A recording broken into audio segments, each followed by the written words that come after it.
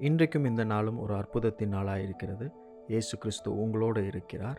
உங்களோடு கூட இருந்து உங்களுக்கு தேவையான காரியங்களை நிறைவேற்றுகிறவராக இருக்கிறார். எது முடியாது, சாத்தியமில்லைன்னு நம்ம நினைக்கிறோமோ, அதன் நடுவில் தான் தேவன் அசாதாரணமான காரியங்களை செய்கிறார். இன்றைக்கும் அப்படிப்பட்ட அசாதாரணத்தின் நாளாக இருக்கிறக்காய் ஆண்டவருக்கு நன்றி சொல்லுங்கள். யோசுவா 10ஆம் அதிகாரத்தில் 12-13 வசனத்தில் இப்படி சொல்லப்பட்டிருக்கு.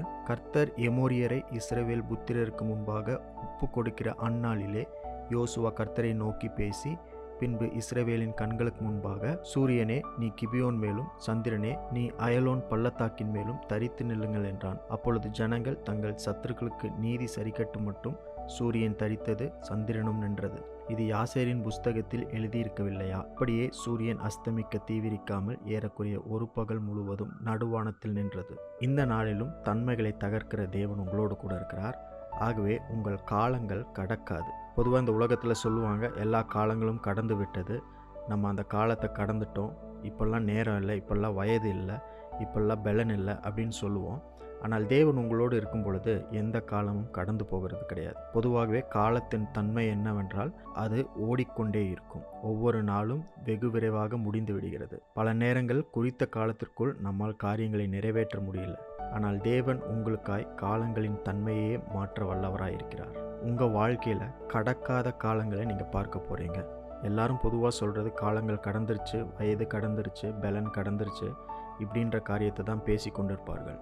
ஆனால் தேவன் உங்களோடு கூட இருக்கிறார். தன்மைகளை தகர்க்கிறவர், தன்மைகளை மாற்றுபவர் உங்களுக்காக கடக்காத காலங்களை வைத்திருக்கிறார். எல்லா சத்துருக்களுக்கும் நீதியை சரிக்கட்டும் வரை உங்கள் காலம் கடக்காது.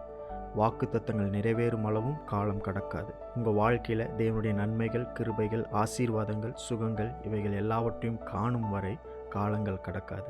தேவன் காலங்களையும் சமயங்களையும் மாற்றுபவர். ஆகவே நீங்கள் தேவனுடைய காலத்தில் இருக்கிறீர்கள்.